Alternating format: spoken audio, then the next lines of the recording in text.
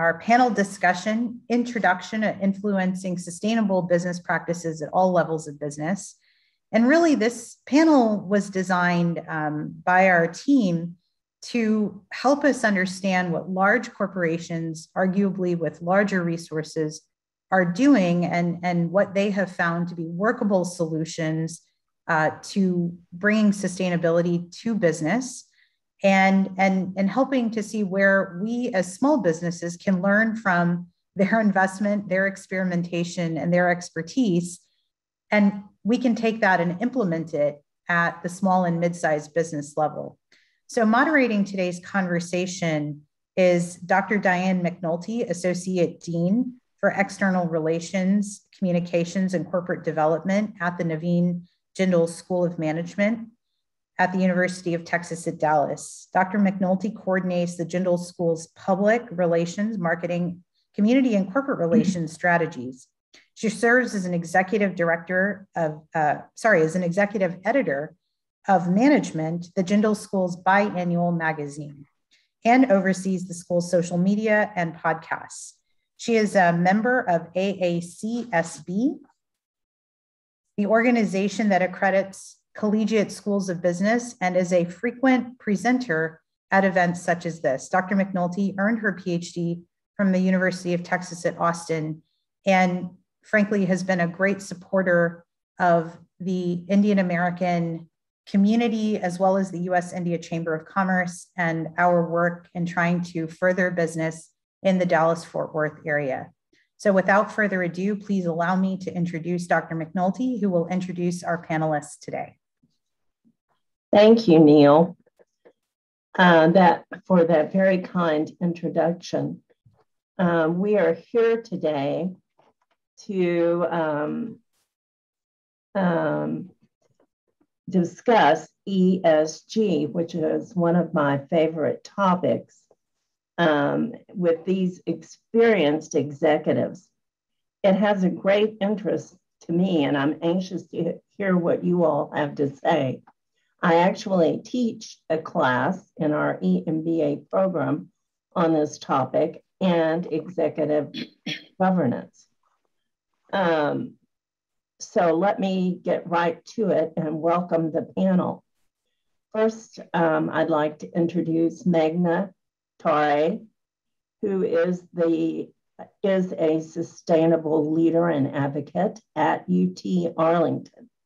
She is the first Chief Sustainability Officer, and her areas of control include energy efficiency, resource conservation, waste management, transportation, community and student initiatives to influence sustainable curriculum.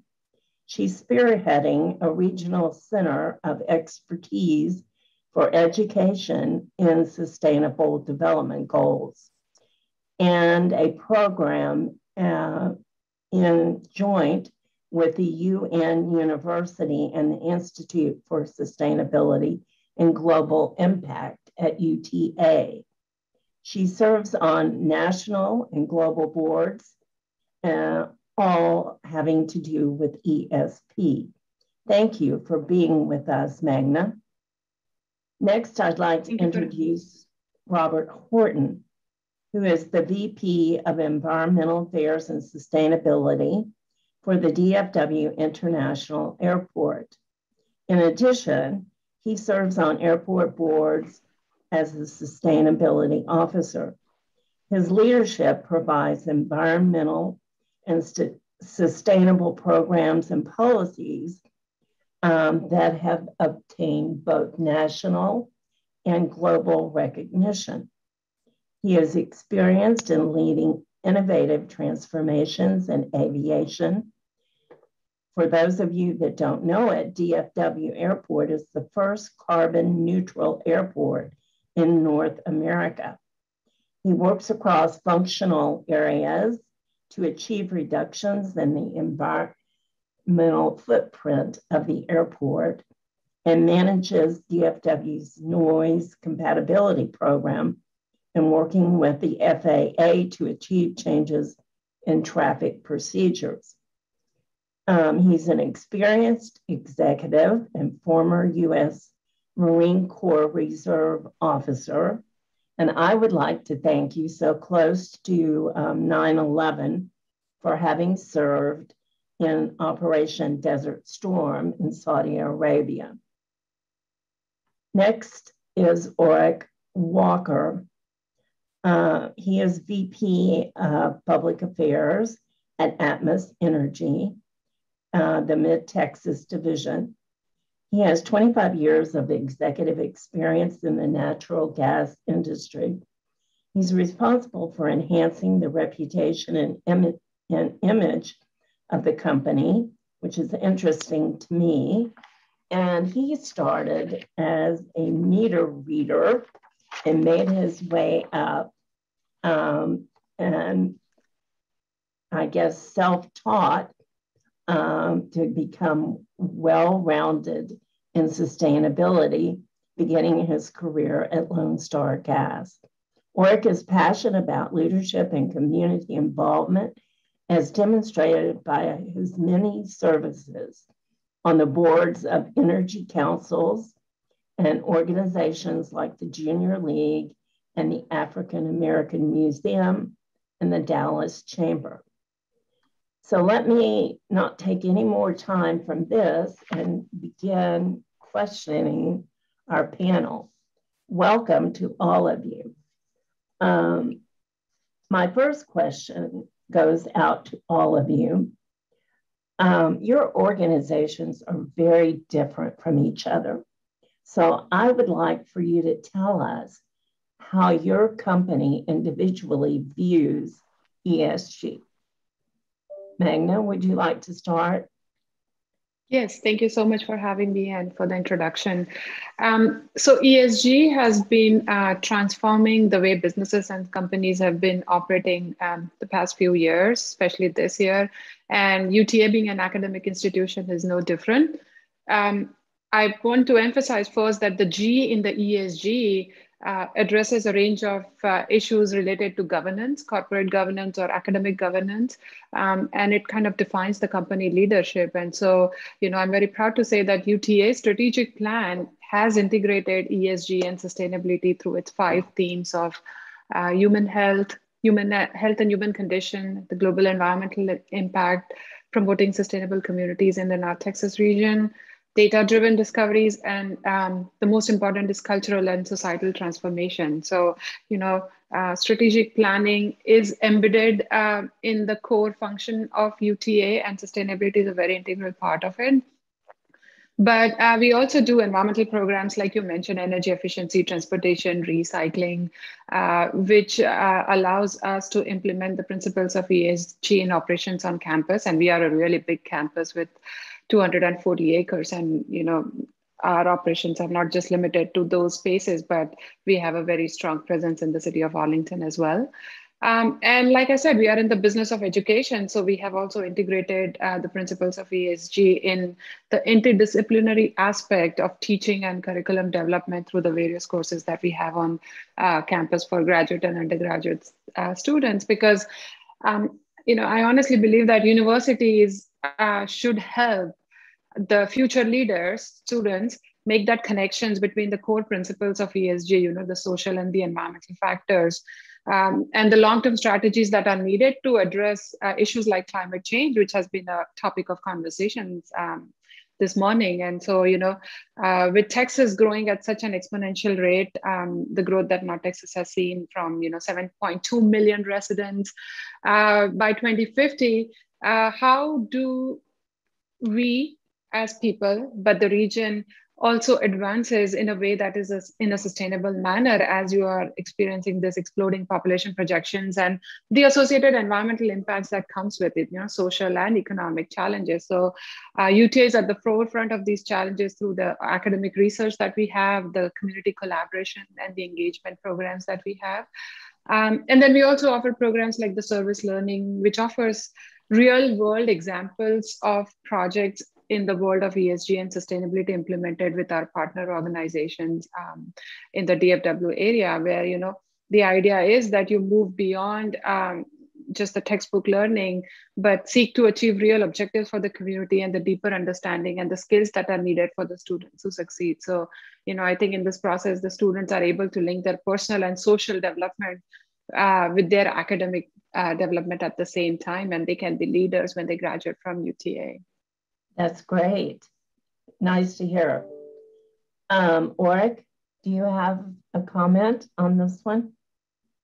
Yes, ma'am. Absolutely. First of all, let me say, that I feel honored and privileged to be a part of this panel with Meghna and Robert and you, Diane, facilitating for us. ESG is no doubt really important to Atmos Energy. I think it's important for me also to just express who we are, because a lot of people, sometimes get us confused with other utilities. We are the largest, a natural gas only distribution company in the country.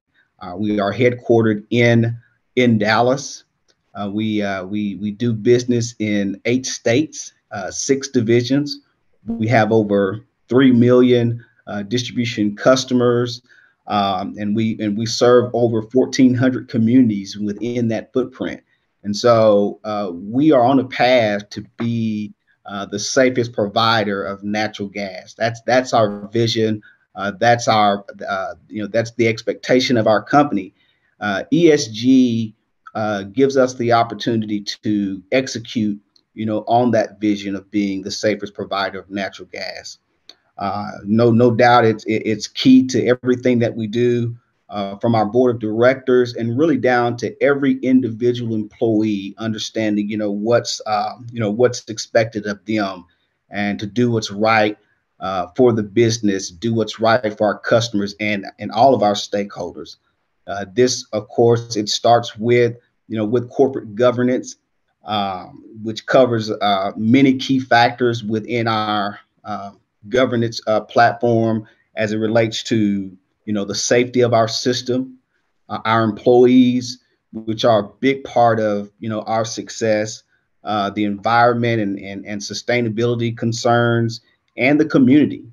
And so how we view ESG, no doubt it gives us the opportunity to tell our story. Those who are interested in understanding more about how we are impacting the community, how we are kind of what is our position on climate change initiatives and reducing our carbon footprint.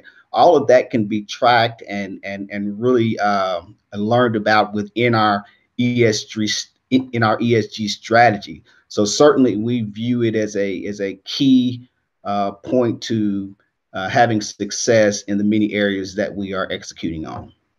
Thank you.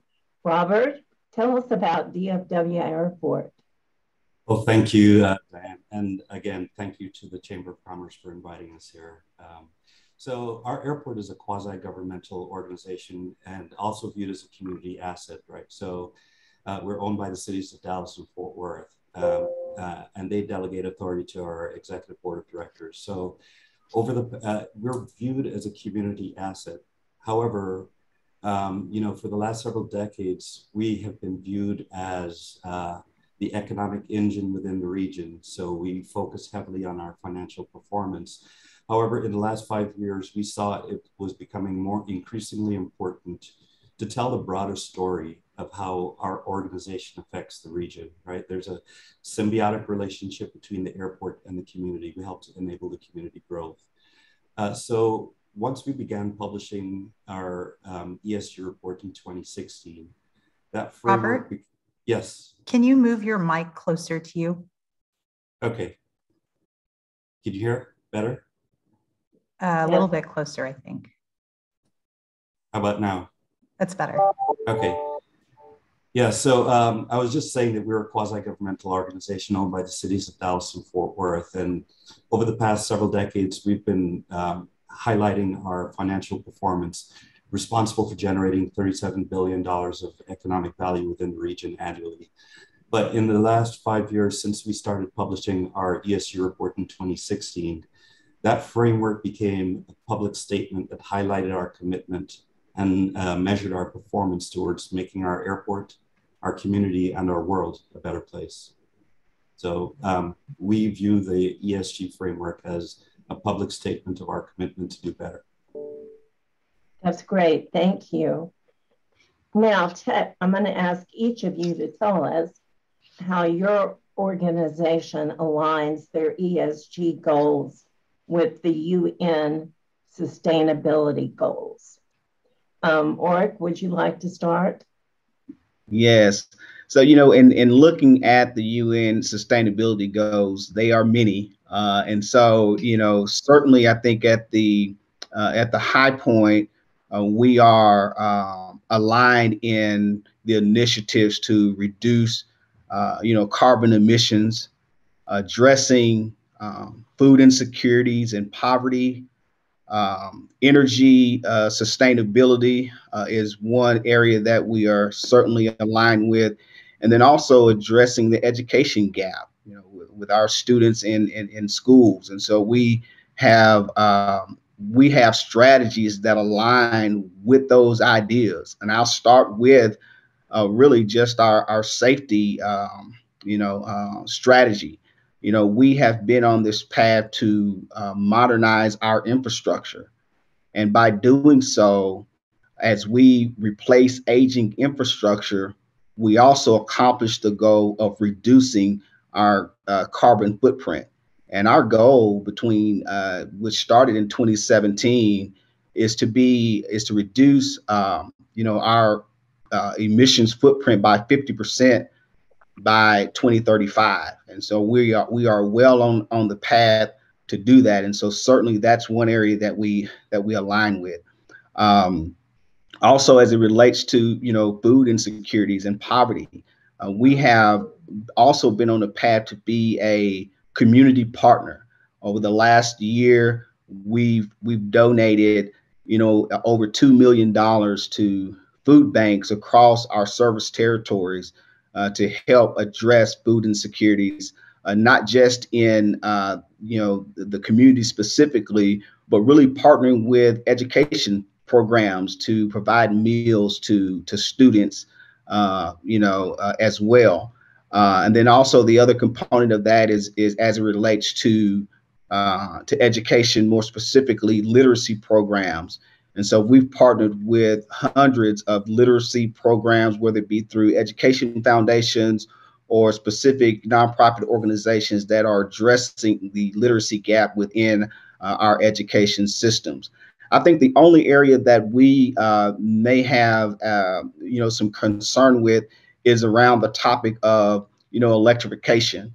And so we believe in the natural gas industry that natural gas can and should be a part of the solution. And so I know we'll talk later, a little later on about, what some of those unique, innovative opportunities are to include, natural gas in the conversation. And so with that, I'll stop right there and give others an opportunity to chime in. Okay, thank you. Robert, you have published a lot of reports, and moving on beyond the financial performance, what impact or targets do you have for climate action? Well, thanks again, Dr. McNulty. So we've emphasized the importance of taking action on climate as an airport. And we've set a goal when we achieved carbon neutrality back in 2016. We thought that was just a starting point of what we needed to commit to. So last year, in the middle of the pandemic, we set a goal to become net zero, or to achieve net zero carbon by 2030, which is, again, taking a step further, going beyond status quo. Again, this is important. This is an important move for us because we know that we want to be part of the solutions to the problems that we see. We see the long-term patterns of human behavior, human decision-making, and human actions that are creating some of the consequences we deal with in the environment. And we know that we have to do our part to affect change within our control.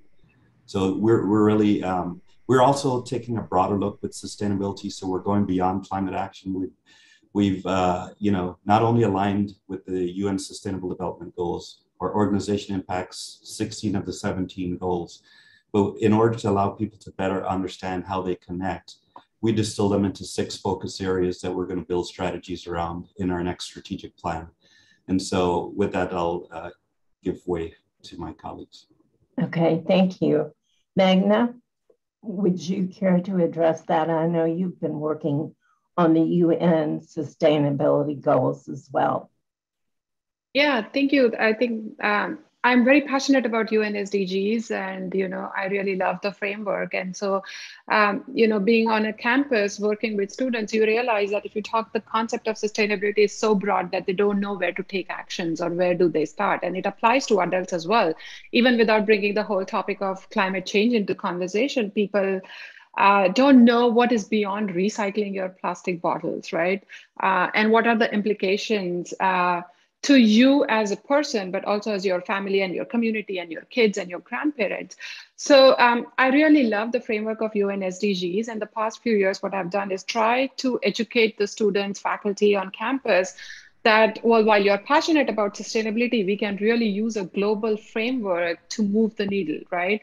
And depending on your expertise, your passion, pick the goal that works best for you, and we'll move from there. So 2 years ago, UTA launched a regional center of expertise for education and sustainable development, because I noticed on the chat panel, there was one question is, how do we move away from the divisiveness of a climate change to have a more productive conversation? And my answer to that is education. You really have to educate people about climate change or sustainability, and the UN SDGs offer the perfect example. So with the RCE that we launched on campus, we developed a partnership with 70 stakeholders in the region. DFW Airport is a strong ally. Nexus PMG is a strong ally. I've been working with us on moving the needle on sustainable development goals, with specific focus on 3 goals, right? There are 17 goals. You obviously can't work on every goal for the region because the challenges of the regions are very different. So we as a group decided, well, considering the challenges that we are facing with the rising population, how do we provide the resources to maximize the economic opportunity that's available for the region? Because, business, environmental, and social, 3 pillars of sustainability have to be tackled at the same time, and there has to be focus on all of them. So how can you do that but still have sustainable communities? And so we decided, well, let's focus on SDG 11, which is sustainable cities and communities, SDG 4, which is quality education, and SDG 3, which is good health and well-being. Everybody knows that DFW is non-attainment for air quality standards. So, health and well-being is an equally important part of the conversation when it comes to sustainability and ESG. And also after that, we got a really good engagement. We have worked on a couple of projects with nonprofits, Wiley ISD, North Texas Food Bank, on various initiatives to advance the sustainable development goals. And we are also developing a UN SDG map for campus, because I believe that students really pay attention to how green a university is, not in terms of just operational, but the courses that you offer, the kind of food that's offered in the cafeteria. Is there a community garden? What community engagement opportunities we have? And so what we are trying to do is we have developed an asset map for all assets of UTA, and we are going to link it to a specific SDG. For example, the RCE will be linked to an SDG 4. If we have a community garden on campus, it will be linked to SDG 3, good health and well-being, zero hunger, and SDG 11. And we are going to put that map on the dashboard. So a student or a faculty or even parents who really care about where their child goes for education can see what UTA is offering for sustainability and UN SDG. And like Oric said, we have a presence in the community. We have started a food pantry on campus for students. We submit information and data to the Times Impact Rankings. So they rank universities on how much they are working towards SDG, not just operational, but academically. And UT has been submitting to that ranking 3 years in a row. And this year we were ranked number 4 in the entire US for our work on UN SDGs. So just a few things, students are passionate about it. We are launching a United Nations Association chapter on campus. this month with like 15 excited students. And I think that that is the measure of success on how many students you can bring into this movement and what they get out of it, right? And the last thing I wanted to focus was, this is a big year for food. So if folks have been following, the UN is hosting a food system summit, which is happening in September, a culmination of efforts, which is really bringing together science, business, healthcare, and academic communities along with farmers and growers and youth and indigenous people, local governments, nonprofit organization, to accelerate the decade of action for SDG, which is this decade. And so we are hosting a North Texas local food dialogue on inclusive food system next week, September 15th, which is hosted by USDA, UTA Arlington, and a nonprofit organization called ICLEI. And the idea is to have a meaningful conversation about how the UN SDG goals can be used to have an inclusive, resilient, and equitable food system in the North Texas region. And that conversation and that dialogue will be presented to the Biden administration for their policy agenda on food systems. Sorry, right. I hope I didn't take too much of your time. Thank you. Let's move on, and let me ask Oric and Robert how they can use their business and their ESG goals to attract more customers or clients for their companies. Robert, do you want to go first? Sure. So I think we have a long track record of really proving that business and conservation and sustainability don't have to compete; they can coexist. And so, just an example, over the last decade, we've reduced our carbon footprint by almost 80%. And we've also, in the last 15 years, reduced our energy costs by 50%. So they can coexist, right? And so based on the performance of our business, our ESG performance is telling our stakeholders that we operate in a manner that's efficient, it's socially and environmentally responsible. And although we're not perfect, we try to take action. We try to do research to become aware of the material issues to our stakeholders. We want to minimize our impacts, and we want to take action to address those weaknesses that we have. So I think a lot of forward-thinking organizations, after we became carbon neutral, our brand started to grow, and a lot of organizations started reaching out to partner with us because it was very surprising to them that you could have such a forward-thinking airport in North America, but specifically in Texas. So I think we've been attracting not only businesses, because we do a really good job with our small business in terms of sharing some of that economic value with the region.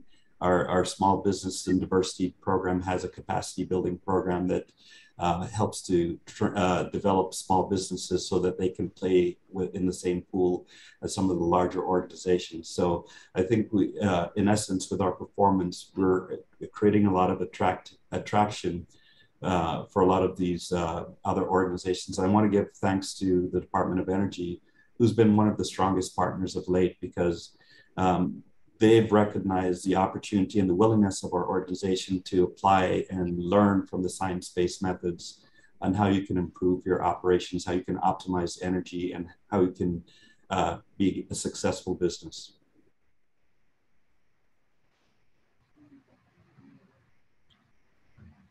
You're on.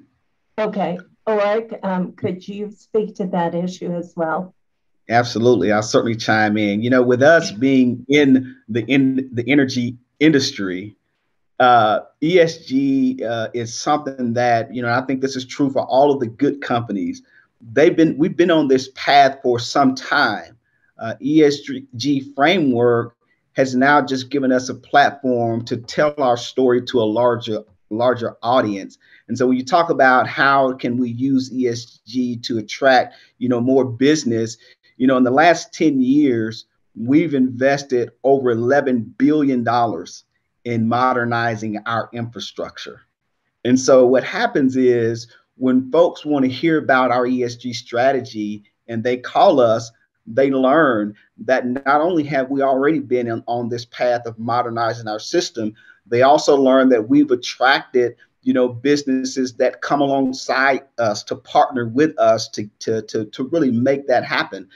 We cannot, modernize that infrastructure alone. And so we partner with businesses like contractors that come alongside us and really help us to replace that infrastructure. And then also we look to those who are subject matter experts in things like advanced mobile leak detection. And so helping us to find technologies to monitor our systems. We also look to partner with companies that are investing in technologies like carbon capture and all these different things. And so it opens the door for so many partnerships beyond just providing, natural gas service to the customer. And I'd even mention, our, renewable natural gas, projects and opportunities to attract, that type of business as well. And I'll just end by saying that, as far as the engineering footprint, we have engineers within the Atmos footprint. And so when you hear about all the unique things and opportunities around infrastructure investment, it creates an opportunity to partner with engineering firms, both externally and those who come to work for us internally as well. Good, thank you. Now, being a professor of governance, I have to ask this question.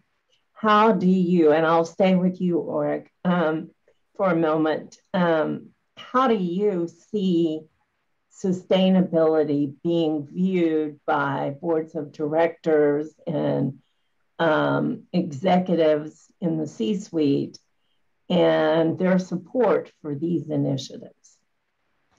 So the first thing I would say that sustainability is good for business.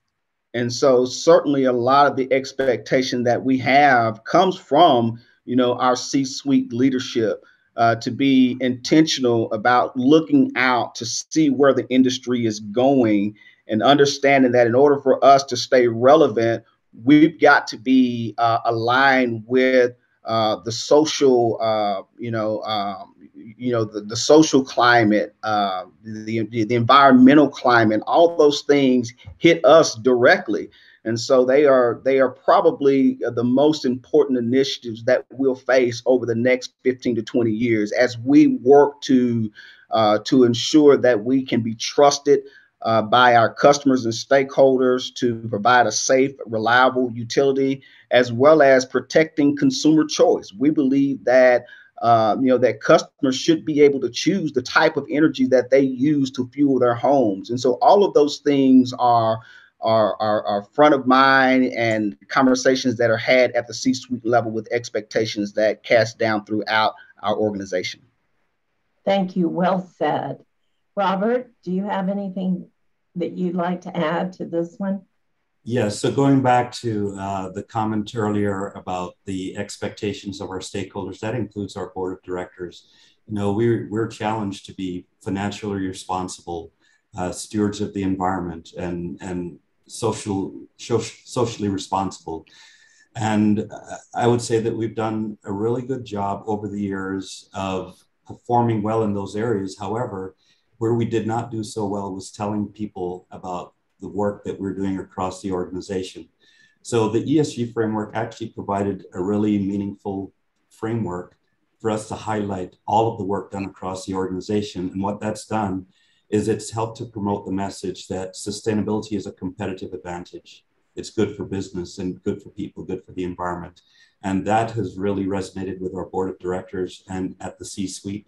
And we see a complete buy-in. As a matter of fact, in our strategic plan, sustainability is firmly established, and it's one of the 4 key pillars or themes that will be emphasized in the next strategic plan. Thank you, Robert.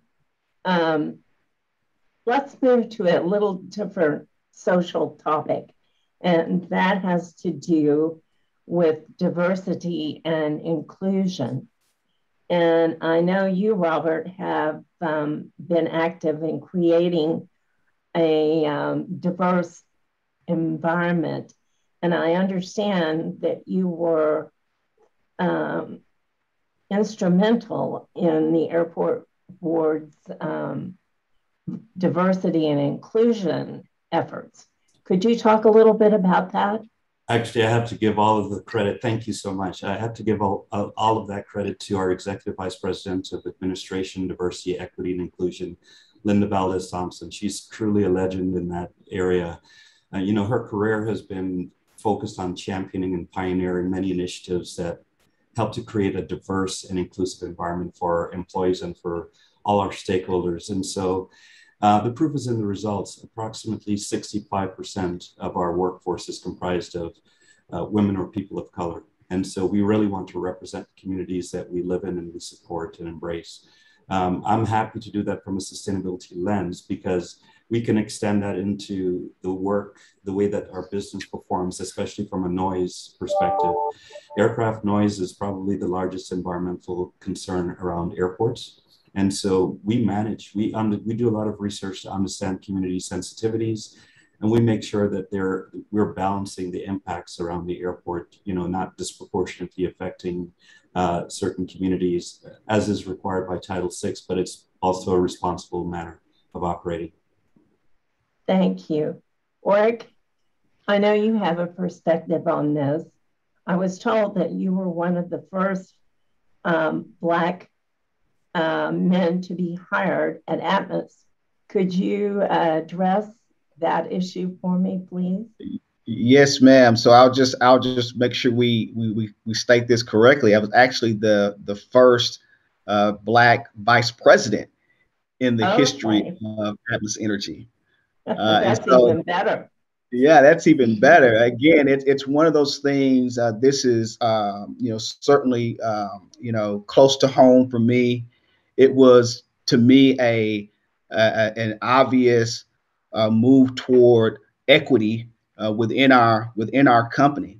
And since 2016, when I became a vice president, you know, since that time, there have been, you know, 7, you know, to 8 other minority officer level positions filled within our company.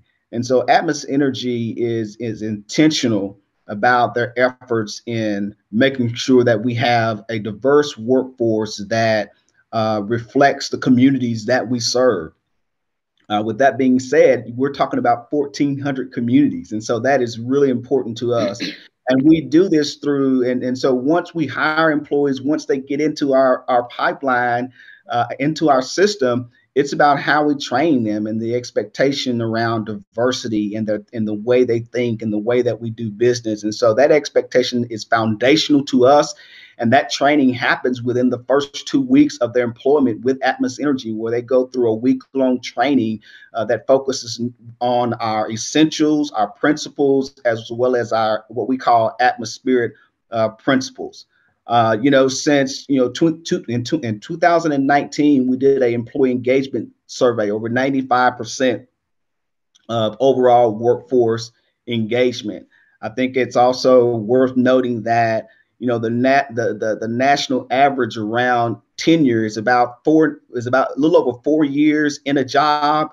For Atmos Energy, we're at 12 years on average tenure. That is 3 times the national average. I don't think that is possible without a workforce and an environment where people feel respected, valued within an organization. And I'll just kind of leave you guys with just a few stats around, you know, what has, you know, worked out for us in terms of diversity over the last 5 years. Just some demographics, you know, 30%. I mean, yeah, a little over 30% of hires over the last 5 years have been women. 44% new hires were minorities over the last 5 years.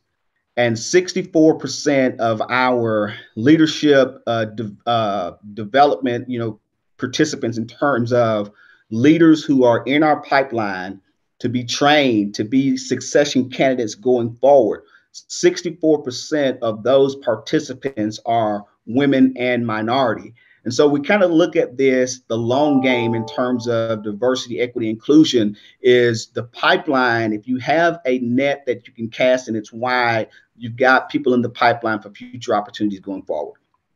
That's great. Those are impressive statistics. Meghna and I come from universities that are quite diverse, both in our faculty and staff, as well as our student body. But part of our audience today are small businesses. So I would like for you and Robert to give some advice to a small business as to how they might become more diversified and inclusive and include minorities and women in their population. Yeah, thank you. Yeah, we both come from an academic institution, and I love the fact that that we as a society has finally started talking about equity and human capital as part of the conversation, right? I mean, human capitals don't find their way on the balance sheets, but they are the assets, they are the resources that drive an organization towards success. And so I think I can speak from my experience working at UTA for the past 12 years that I guess the best way to do that is have a dedicated person to advance and nurture this DEI initiatives, right? For example, UTA hired Dr. Brian Samuel, who joined UTA earlier this year in May of 2021, and he is the inaugural vice president for DEI at UTA. And our interim president, Lim, he has formed DEI committee last year, and it has trickled down to the various campuses or the colleges having their own DEI committee to have this conversation about how do we support a diverse workforce. And UTA has also done a review. I think that's very important. What you cannot measure, you cannot manage, but at the same time, what you cannot realign, the measurement is irrelevant, right? So each year we review attrition, recruitment, and market data to understand what are the pain points for UTA. And then based on that data, we employ a number of initiatives to address those shortcomings. And recently we conducted a multidisciplinary hire initiative to diversify our faculty on campus. And I'm very proud to say that UTA, in fall of 2020, UTA had 54% of the faculty as women and 31% of the faculty from the minority group. So I really love what UTA is doing to promote DEI in the work culture, not just for staff and faculty, but also for students, because the CAPA, College of Architecture, Planning and Public Affairs college at UTA, we launched and co-founded a DEI initiative with 8 other US schools and colleges. And the idea is to build sort of a cohort-based fellowship program that supports earlier career faculty who seek to engage in an academic career while also contributing to the pursuit of equity and inclusion in the built environment. So I think it's important to have the perspective of where you are headed. What are your long-term goals? It's also important to hear your employees, what they think, about your commitment to not just ESG, but also to social equity and DEI. Okay, thank you. Oric or Robert, do you care to address this issue as well?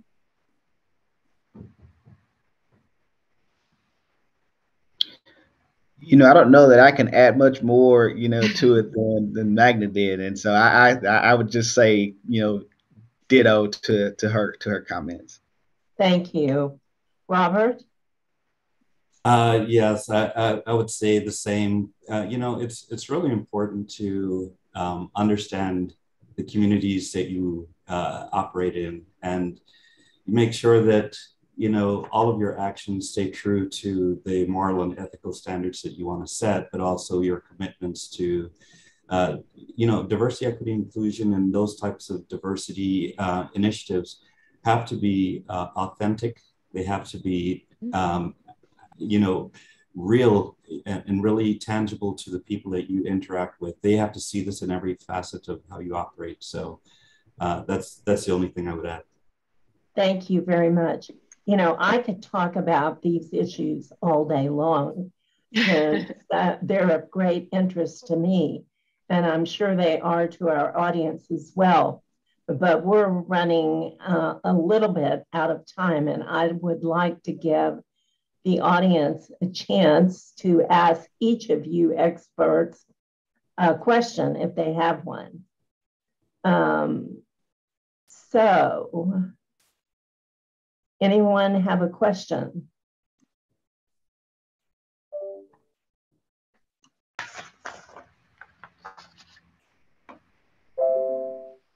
Okay, I'm not seeing any questions. I think there's one in the chat which talks about, can you talk about the matrix on how companies can measure progress towards the UN SDGs? And I can speak to that. Okay, give us a minute or so conclusion on that one, please. Yeah, so I guess every corporation or organization can employ or implement different frameworks or protocols to measure their ESG or sustainability reporting. And at UTA, we have been using the GRI framework, which is sort of this global framework that is used to report on organization success on ESG and sustainability, not just the environment and economic, but also the social impacts. And so UTA has been using that framework for the last few years and reporting on the environmental, social, and economic impacts for the region. Okay, thank you. Robert? Yes,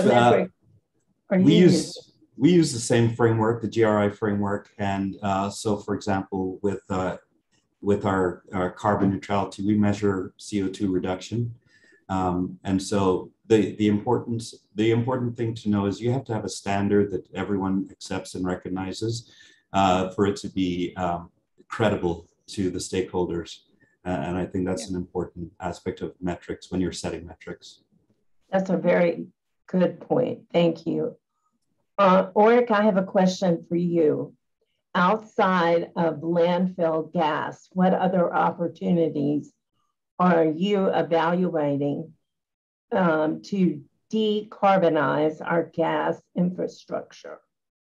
Yeah, great question. So, for us, it's not just landfill gas, but we're also exploring RNG, agriculture, waste opportunities. And so that's something we've probably got about 30 projects across our, service territory that are combined landfill and ag waste type RNG projects that we are exploring. I would also include, work that we're doing around, hydrogen, natural gas converting to hydrogen, and learning more about, that technology and what are the opportunities there. One that's really close to home that we're making good on as we speak is zero net energy projects in homes. That was a concept that was really new to us in terms of what is that proof of concept? How do you accomplish it? And could natural gas be a part of that solution? And so it's good to keep in mind that the work of decarbonization will continue to go on across not just the natural gas sector, but across the entire energy sector. And so Z&E projects, we've got a few homes in Texas, one in Taylor, Texas, that's breaking ground where we're partnering with Habitat for Humanity to build a net zero home that is affordable, and the HERS rating on that home will be it'll be a -15. And so being able to tell that story about how you can accomplish net zero and the role that natural gas can play in it is going to be big for us. Another exciting piece of technology that we have been involved in is, combined heat and power. And so kind of microgrid technology. We have a project that is up and running. It's no longer a project, it's a work in Mississippi at Mississippi State University. They have a 130 unit apartment complex on campus that is operating completely isolated from the grid. It's natural gas generation to create the electricity used to power that building for heat, for hot water, as well as the electricity. And it's things like that we're continuing to explore. Carbon capture technology, when we have to do maintenance on our system, instead of flaring gas into the atmosphere, we are capturing that carbon and putting it back into the infrastructure. And so those are things that we're doing to help kind of reduce our carbon footprint. Great question. Interesting. And those are things that I'm sure the public would like to hear more about. be very supportive of. I have a question for Robert. Is aircraft technology advancing or hurting their carbon footprint reduction? I know you've done some research on that. Can you address that? Yes, and actually that's a very big topic, especially this week with the administration. So if you look at vehicle technology, the number one source of greenhouse gas emissions is on-road vehicles. And if we compare that to aircraft emissions, it's closer to 2 and 3% of global emissions. However, the concern is really the rate at which that's growing into the future. So the aircraft technology, the vehicle technology has allowed the automobile contributions to decrease significantly over the past few decades. However, aircraft technology isn't evolving as quickly, and so it's a lot slower. However, we see a lot more focus being placed on renewable fuels, the sustainable aviation fuels, which today economically it's only feasible in California because they have not only the low fuel standard to subsidize the cost, but also they have the state incentive that helps to make the price more attractive.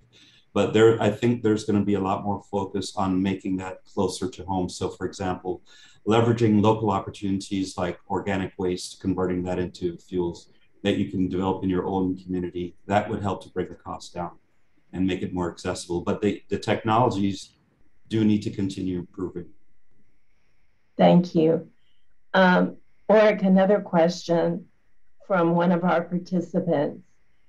He's not asking you to give a specific number, but what price range would you consider affordable in terms of energy?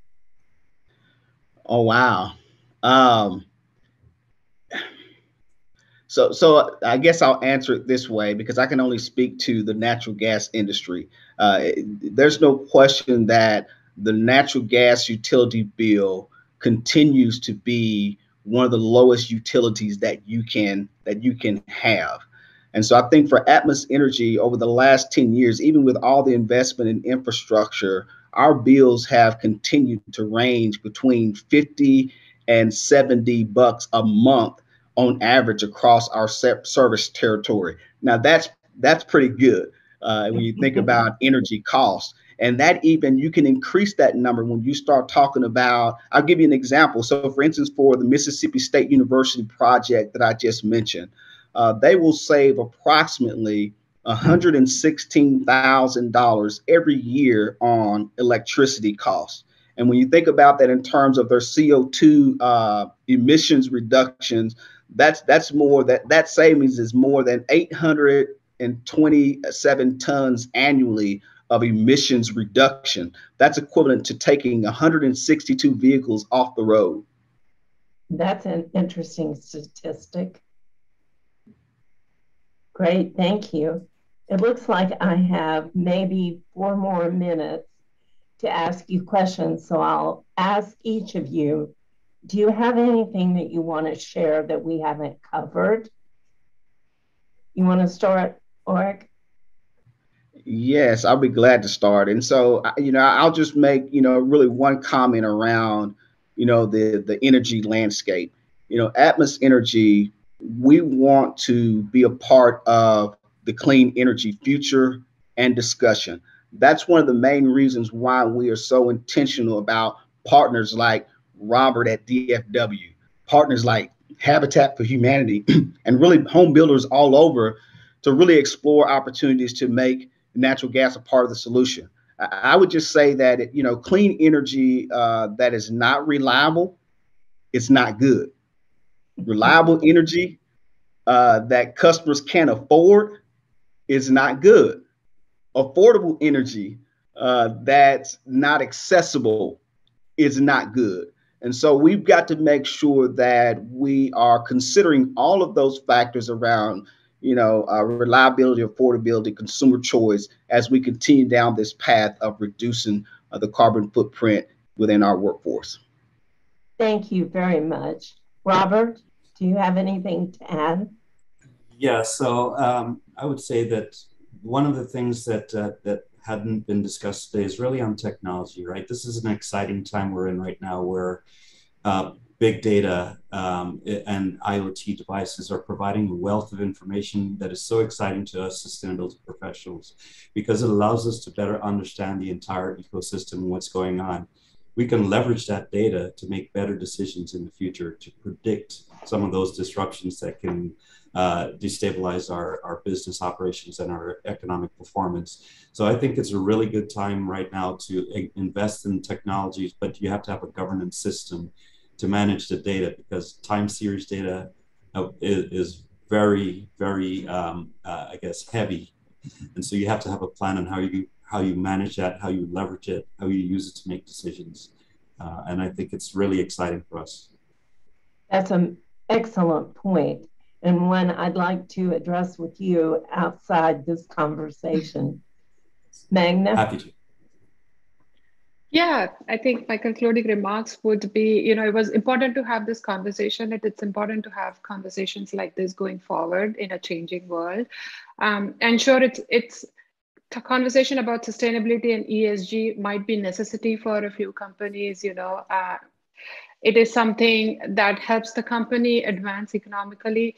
But I also feel that we need to focus on the change. You know, if you go by the precautionary principle of environmental economics, let's not wait too long before it's too late to act, right? So I'm an educator working for an academic institution, and I really firmly believe in the power of education to bring about societal change, because I do believe that it empowers people of all ages, from youth to kids to adults who are even retired, to address and understand this, you know, interconnectedness of the things that shape us, the global challenges that we are facing, like environmental degradation, lack of resources, loss of biodiversity, and climate change, and really move from this linear thinking to systems thinking, a circular thinking way of life, that it's all part of the puzzle and we need to act now. And I honestly believe it's time to move away from the concept of just replacing CFC or installing energy efficiency light. We really have to understand that something bigger, such as empathy, is a guiding principle and how we act now and translate our passion into action. And hopefully the students who are studying at UTA understand this, and the companies who are present today, hopefully when they employ students from UTA to work for their organization, they will see that change and they'll see that passion that they bring to their organization. Well, thank you all for a very interesting bit of time and for sharing your expertise and experience with us. I think we've all learned a great deal from each of you. I really appreciate your effort and thank you. Neil, I'll turn it back over to you. Thank you, Dr. McNulty, and thank you so much, Oric, Meghna, and Robert, for that really insightful conversation. I think we all learned so much from that. It was just so dense. And you know that conversations go really well when people start connecting over the chat and sending us emails on our end saying, you know, we need to connect with that company, or we want to talk more about this. And, you know, we as a chamber are here to help facilitate those types of introductions for our members, certainly. So thank you all for that very dynamic conversation on this topic, and for really, you know, setting the ball rolling for all of us in terms of learning how we can start to think about these and implement them, and how you're implementing them by your example. So thank you again. And Dr. McNulty, you always knock it out of the park in terms of really helping us to get a lot out of these conversations. And so thank you very much for taking time to moderate today's conversation.